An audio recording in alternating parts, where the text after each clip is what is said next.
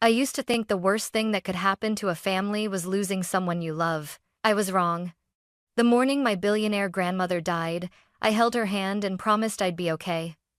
By nightfall, I was sitting in a leather chair across from her lawyer, staring at a number that made my heart stop. $15 billion. That was what she left me.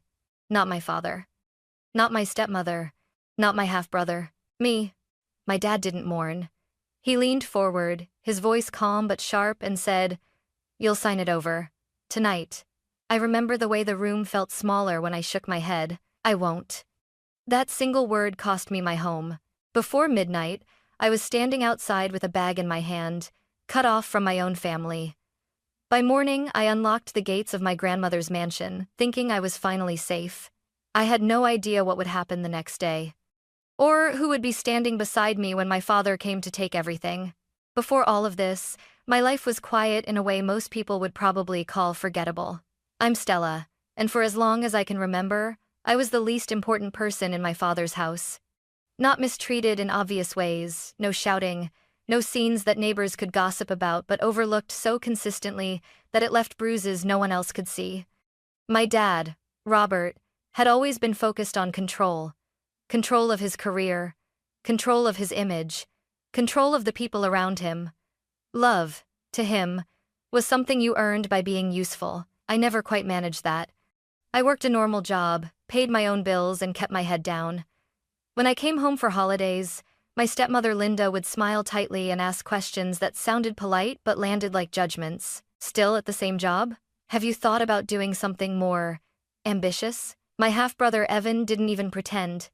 He talked about money the way other people talked about weather, constantly, casually, as if it were the only thing worth noticing.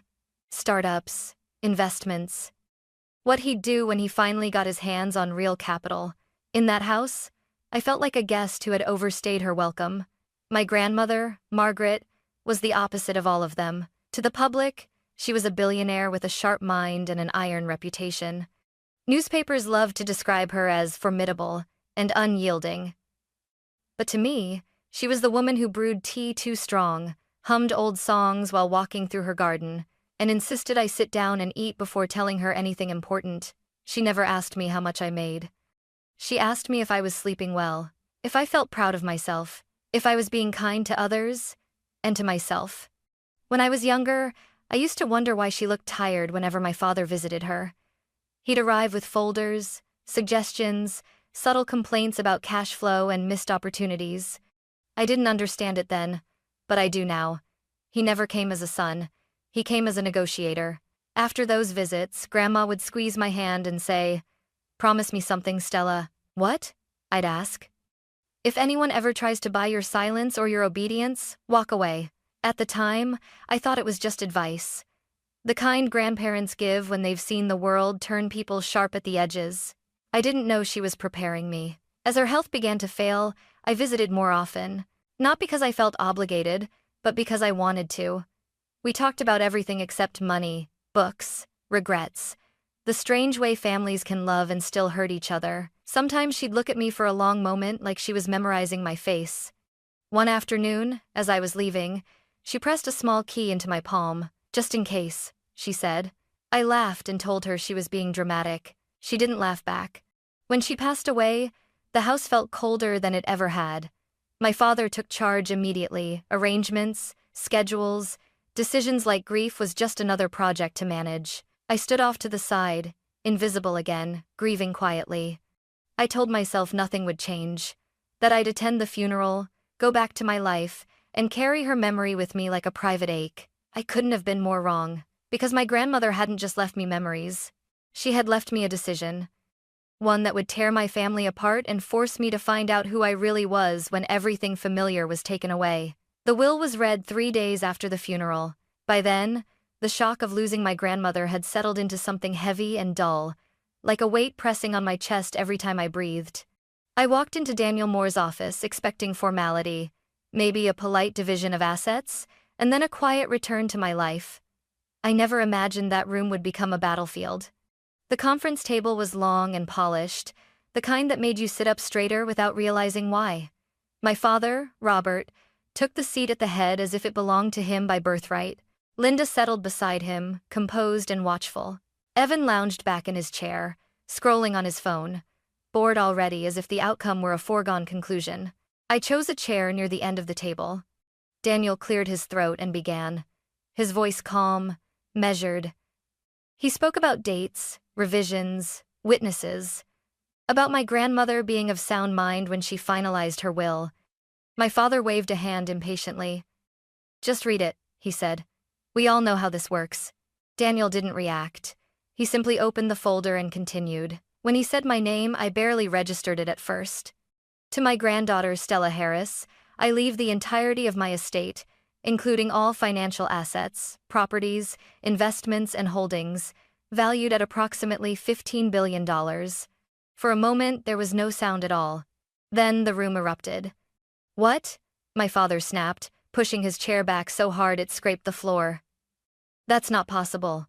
Linda's hand flew to her chest. "This has to be a mistake." Evan finally looked up, his expression sharpening. "Where's my share?" I sat frozen, my pulse roaring in my ears. 15 billion. The number didn't feel real. It felt like a foreign language I didn't speak. Daniel raised a hand. "Your grandmother's instructions were explicit." My father turned to me, his eyes burning. "You did this," he said. "You got into her head." I shook my head, my voice barely steady. "I didn't even know she'd changed it." "That money belongs to this family," he snapped, "and I'm the one who should control it." The word control landed hard. Daniel leaned forward. "Miss Harris, do you accept the inheritance as outlined?" Every face in the room was turned toward me, expectant, demanding. I thought of my grandmother's voice.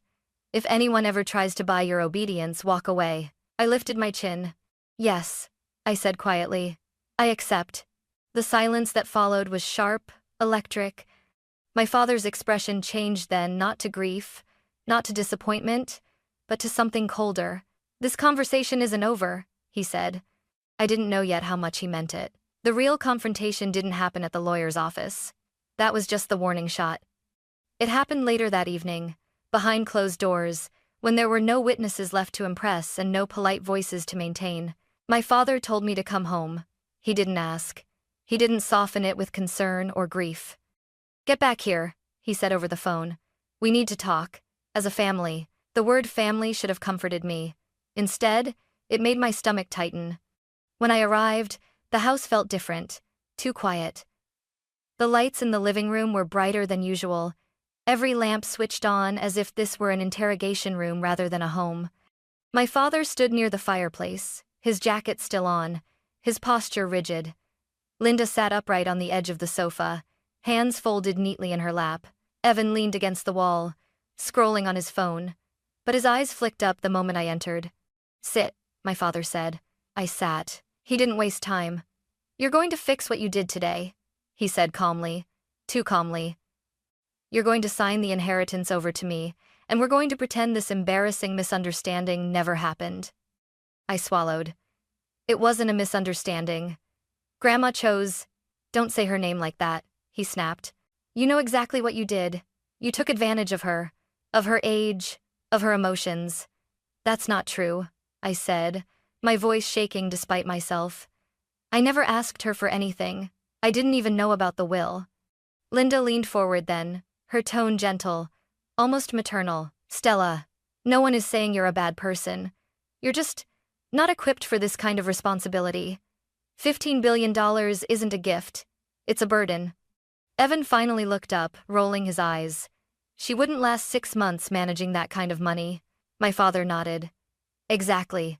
That's why I'm offering a solution." He walked to the sideboard, picked up a folder and placed it in front of me. "Sign the estate into my control," he said. "I'll give you 10%, more money than you'll ever need. You can live comfortably, travel, do whatever it is you do now. No pressure. 10%. The number hit me like a slap. "So you keep everything," I said quietly, "and I disappear?" "That's not fair," Linda said quickly. "You'll still be part of the family." Evan snorted. "As long as she behaves." I looked at the paper in front of me, at the space where my signature was supposed to go. I thought about my grandmother's hands, thin, warm, steady, about the way she looked at me when she talked about choices and consequences. I'm not signing, I said. My father's face changed instantly. The calm vanished. This isn't a request, he said, stepping closer. You think you can defy me and walk away untouched? I'm not defying you, I said. I'm honoring her. His voice dropped to a dangerous whisper. If you walk away from this deal, you walk away from this family. Has it in jest? And that is the schemes of his appointmenters. The room felt smaller, hotter. You're choosing money over us, Linda said, her disappointment sharp and practiced. No, I replied, my heart pounding.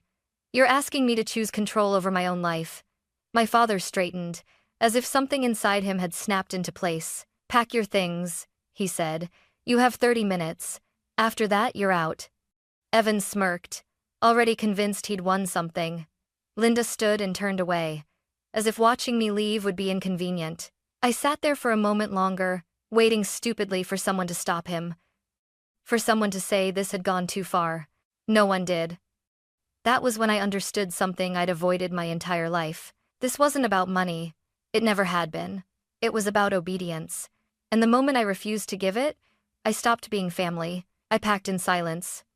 30 minutes sounded generous when my father said it, but time moves differently when you realize you're being erased from your own life. I went upstairs to the bedroom I'd slept in for years, the one that still smelled faintly of the detergent Linda insisted on using. The walls were lined with old photos I'd stopped looking at school events, forced smiles, moments that looked like happiness if you didn't know how carefully they were staged. My hands shook as I opened the closet. I didn't take much. Clothes, my laptop, a few personal papers. I skipped the things that suddenly felt meaningless gifts chosen by obligation, decorations that had never really been mine. At the bottom of a drawer, my fingers brushed against something solid and cold. A small brass key. For a second, I just stared at it. My grandmother had pressed it into my palm months ago, closing my fingers around it like it mattered more than I understood. Just in case, she'd said. I slipped it into my pocket, my chest tight, as if I were stealing something sacred. When I came back downstairs, my suitcase trailing behind me, my father was already waiting by the front door. His arms were crossed. His expression was final. You're making a mistake, he said. I looked at him, really looked at him, and realized he wasn't angry because he'd lost his daughter. He was angry because he'd lost control. Goodbye, Dad, I said quietly. He didn't answer. He simply opened the door and stepped aside. The night air hit me like a wall. Cold, sharp, unforgiving. I stepped onto the porch, my bag heavier than it should have been, my heart pounding so hard I thought I might be sick. Behind me, Linda's voice floated out, calm and distant. Don't expect us to fix this later. The door closed. Not gently. The sound echoed in the quiet street, sealing something I knew couldn't be undone. For a moment, I just stood there, homeless, cut off. The inheritance papers tucked safely in my bag, worth more than I could comprehend and utterly useless in that instant. I had nowhere to go. No plan, no safety net. Except for the key in my pocket, I got into my car and drove. The city lights blurred past as tears burned my eyes. I didn't know what I expected to feel: anger, panic, relief, but mostly I felt empty. When the iron gates of my grandmother's estate came into view, towering and familiar, my breath caught. I hesitated before turning the wheel. This place had always been hers. Warm, alive, full of quiet laughter and afternoon light. Now she was gone, and I was arriving not as a guest but as someone with nowhere else left. The key slid into the lock smoothly. The gates opened with a slow, heavy groan, like the house itself was waking up. I drove up the long driveway, my headlights cutting through the darkness, and parked in front of the mansion. The windows were dark. The silence pressed in. I stepped inside, my footsteps echoing across marble floors. The air smelled faintly of polish and old wood, comforting and painful all at once. "Hello?" I called softly. For a terrifying second, there was no answer. Then a voice came from the shadows. "Miss Stella." I turned, startled, to see a tall man with silver-streaked hair stepping forward. He wore a neatly pressed suit, and an expression that shifted from surprise to something gentler. "Thomas Reed," he said, "your grandmother's house manager." Relief hit me so hard my knees nearly buckled. "I thought I'd be alone," I admitted. Thomas shook his head slowly. Mrs. Harris was very clear, he said. If you ever came here like this, you were never to be alone. Something inside me cracked. For the first time that night, standing in the house my grandmother loved, I allowed myself to believe that maybe, just maybe, being thrown out wasn't the end of my story. It was the beginning of something my family could no longer control. I didn't sleep that night. Even though Thomas showed me to a warm guest room, the one I always stayed in when I visited, my mind refused to slow down. The bed was too big. The house was too quiet. Every creak of the old mansion made me think of my father's voice, sharp and final, telling me I no longer belonged. Morning light finally crept through the curtains, pale and hesitant. I sat up, still wearing the same clothes from the night before, when there was a soft knock on the door. "Miss Stella," Thomas said gently. "You have visitors." My stomach tightened. "They're not my family, are they?" "No," he replied. "Your grandmother asked for this." Downstairs, in the study, two people were waiting. The first was Daniel Moore, my grandmother's lawyer, the same calm man who had read the will. The second was a woman I didn't recognize, elegant but unassuming, with silver-framed glasses and a leather portfolio resting on her lap. "Stella," Daniel said, standing. "I'm glad you came here." The woman offered her hand. "Grace Wilson. I oversee the Harris Family Trust." Trust. The word landed differently now. Daniel gestured for me to sit. "Your grandmother anticipated conflict," he said without hesitation. "Specifically, from your father." I felt a strange mix of relief and sadness. She knew he would try to take it. "She knew he would try to control you," Grace corrected softly. Daniel opened his briefcase and laid several folders on the desk. Documents, legal seals, dates that stretched back years. "Your inheritance isn't a simple transfer of assets," he explained. "It's protected by a non-transferable trust. You cannot sign it over to anyone. Not your father, not your brother, not anyone." I stared at him. "So, even if I wanted to, I couldn't?" Grace shook her head. "Your grandmother made sure of that. Any attempt to coerce you would invalidate their claims entirely." My chest tightened. "She did all this, without telling me." Daniel nodded. "She believed telling you too soon would put you at risk." Then he reached into the briefcase again and pulled out a small flash drive. "There's more." Thomas closed the study doors quietly as the screen on the wall flickered to life. My grandmother appeared, seated in her favorite chair, her posture straight, her expression clear and unwavering. "If you're watching this," she said, "then I'm gone, and Stella is likely under pressure." My breath caught. She spoke calmly, naming my father directly, not with anger but with disappointment. She talked about the years of financial demands, the subtle threats, the entitlement that had replaced affection. She explained why she chose me. "Stella never asked me for anything," she said. "She showed up, she listened, she treated people as people, not leverage." The video ended. I sat there in silence, tears slipping down my face before I could stop them. "She didn't just leave you money," Grace said quietly. "She left you protection." Daniel folded his hands. "Your father has no legal ground. But that won't stop him from trying." I thought of the way he'd looked at me the night before, the certainty in his voice. "What happens when he comes here?" I asked. Thomas spoke for the first time, his tone firm. "Then he'll find out that this house and everything tied to it is no longer something he can take." For the first time since my grandmother died, something inside me shifted. Fear gave way to clarity. She hadn't abandoned me to a fortune. She had built a shield around me, and whatever was coming next, she had already prepared me to survive it. The next morning felt unnaturally still. The sky above my grandmother's mansion was clear, almost indifferent, as if the world had decided to look peaceful on purpose. Inside, though, every nerve in my body was on edge. I stood near the tall windows in the study, watching the long driveway disappear into the trees, my heart beat loud in my ears. Thomas was positioned near the front hall, calm but alert. Daniel and Grace sat at the long table, folders neatly arranged, legal documents stacked with deliberate precision. Everything looked orderly, too orderly for what I knew was coming. Grace checked her watch. "If your father intends to act," she said quietly, "it will be soon." She didn't have to explain why. Men like my father hated delays. They hated losing momentum. And most of all, they hated being told no. The sound of tires on gravel shattered the silence. Not one car, three. My stomach dropped. I saw them through the window before anyone spoke. My father's black sedan in the lead, Linda's SUV close behind, Evan's sports car trailing like an afterthought, aggressive and impatient. "They're here," I whispered. Thomas nodded once and walked toward the front door.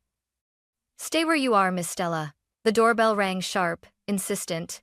"Not a request." Thomas opened the door before it rang again. My father didn't bother with greetings. "This is getting ridiculous," Robert said as he stepped inside, his eyes already scanning the house as if taking inventory. "You had your moment. Now hand over the keys and the documents."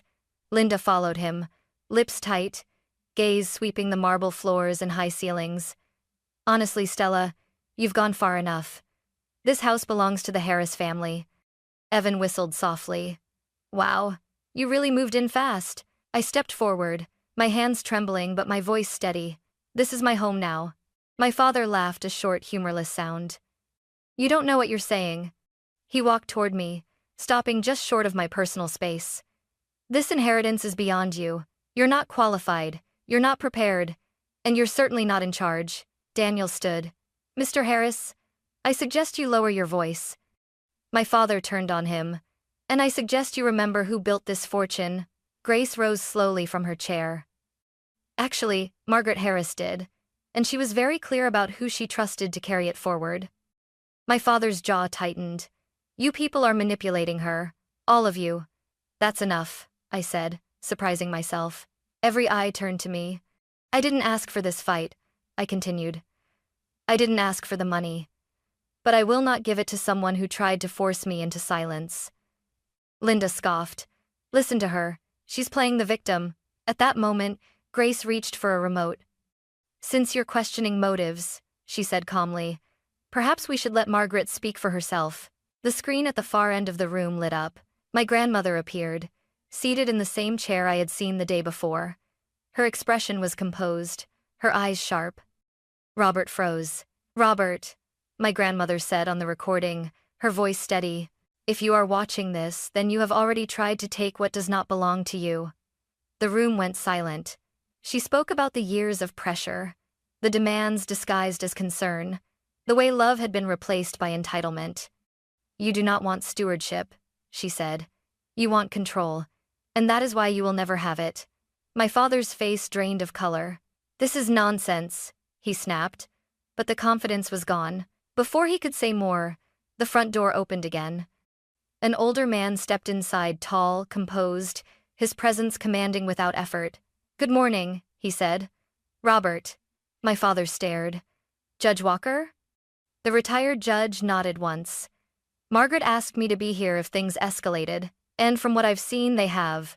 Evan took a step back. The judge looked directly at my father.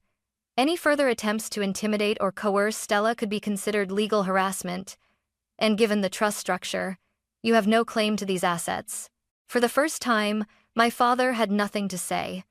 He looked around the room at the documents, the screen, the people standing beside me, and finally understood. This wasn't a negotiation. It was an end. Without another word, he turned toward the door. Linda followed, her composure shattered. Evan hesitated, then stormed out after them. The door closed behind them, heavy and final. I exhaled, my knees weak. Grace placed a hand on my shoulder. "You did exactly what your grandmother hoped you would." I nodded, tears blurring my vision. Because in that moment, I realized something profound. My father hadn't frozen because he saw power. He froze because he realized he had lost it, and I was no longer afraid of him. For a long moment after they left, no one spoke. The mansion felt different, not quieter, but lighter, as if something heavy had finally been lifted from its walls. I stood in the center of the room, my heart still racing, replaying my father's face in my mind. The shock, the disbelief. The moment he realized this wasn't a battle he could win, I thought I would feel triumphant. Instead, I felt empty. Daniel began gathering the scattered documents, his movements unhurried. Grace shut down the screen and turned to me with a small, reassuring smile. Thomas remained near the door, his posture relaxed for the first time since morning. "They won't stop trying emotionally," Grace said gently. "But legally, this is over." As if on cue, my phone vibrated in my hand. A message from my father. "You didn't have to do this. We're still your family." Another followed almost immediately. "You're letting strangers turn you against your own blood." I stared at the screen, my chest tightening. Just hours ago, he had tried to take everything from me. Now he wanted to rewrite the story, make himself the wounded one. I didn't reply. Over the next few days, the messages kept coming. Some were cold and threatening.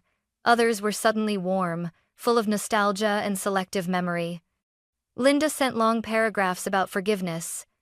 Evan tried a different approach, hinting at business ideas and mutual benefit. I ignored them all. Instead, I focused on what my grandmother had entrusted to me. Daniel walked me through the legal responsibilities. Grace explained the structure of the trust and the safeguards my grandmother had put in place. I listened, asked questions, took notes. For the first time, I wasn't shrinking from responsibility, I was stepping into it. In the evenings, I walked through the mansion's garden, tracing the paths my grandmother loved. I could almost hear her voice reminding me to stand tall, to breathe, to think clearly before reacting. I realized then that she hadn't just protected me from my family. She had given me permission to choose myself. One afternoon, as sunlight filtered through the tall windows, I made a decision. I called Daniel and Grace into the study and told them what I wanted to do next. "I don't want this fortune to exist just to prove someone else wrong," I said. "I want it to mean something." Grace's eyes softened. "Your grandmother would have liked that." For the first time since her death, I felt something close to peace. The chaos was behind me. What lay ahead wasn't revenge or victory. It was responsibility and the chance to build something my family had never understood. Weeks later, I stood alone in my grandmother's garden, the same place where she used to sit with a cup of tea in the late afternoon, watching the light shift across the roses. The world hadn't slowed down after everything that happened. Meetings continued, papers were signed, decisions waited to be made. But inside me, something had finally settled. For a long time, I believed family was defined by blood and obligation. I thought loyalty meant endurance, staying quiet, staying small, accepting whatever treatment came my way just to belong. Losing my home in one night forced me to confront how fragile that definition really was. What my grandmother gave me wasn't $15 billion. It was perspective. She taught me that wealth doesn't reveal who you are. It amplifies what's already there. In my father, money magnified control and entitlement. In me, it magnified responsibility. And responsibility, I learned, isn't about power over others. It's about protection. About choosing integrity when it would be easier to surrender. With Daniel and Grace's guidance, I began shaping the future of the trust. We allocated funds to education programs, legal aid for people facing financial coercion, and initiatives that gave others the chance to say no without fear of losing everything. Every signature I placed on paper felt intentional, grounded, earned. I visited my grandmother's grave one quiet morning and told her the truth out loud, that I was still afraid sometimes, still unsure. But I was no longer lost. Walking away from my father didn't make me heartless. It made me honest. And honesty, I've learned, is the foundation of any legacy worth protecting. As I locked the mansion doors that evening and looked back at the house glowing warmly behind me, I understood something I wish I'd known sooner. You don't owe your future to people who demand your silence. You owe it to yourself to stand firm, even when it costs you everything familiar. That was the real inheritance. And it was one I intended to honor for the rest of my life.